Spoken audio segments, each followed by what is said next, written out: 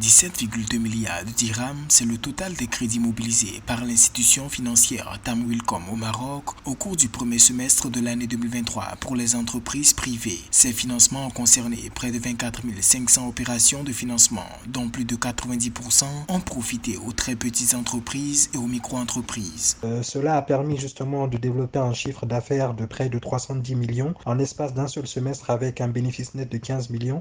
Cela montre que en l'espace de 2, 3, voire 5 années, le Maroc et ce prêt peut permettre de générer non seulement un surplus financier, mais surtout un surplus d'emploi aussi. On sait que si on arrive à générer un chiffre d'affaires de 310 millions en l'espace d'un seul semestre, en une année on est déjà à 1 milliard. En l'espace de 10 ans, on rembourse déjà le surplus.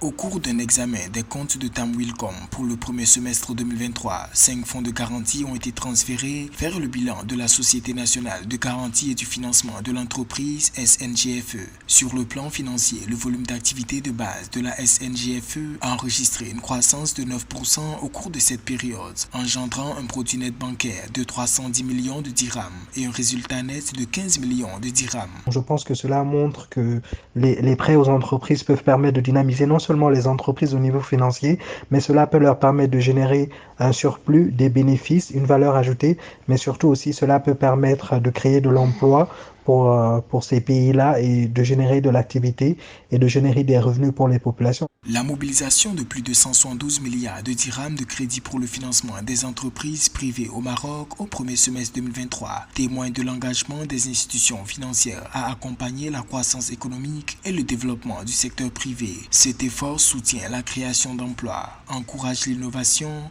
et contribue à renforcer l'économie du pays.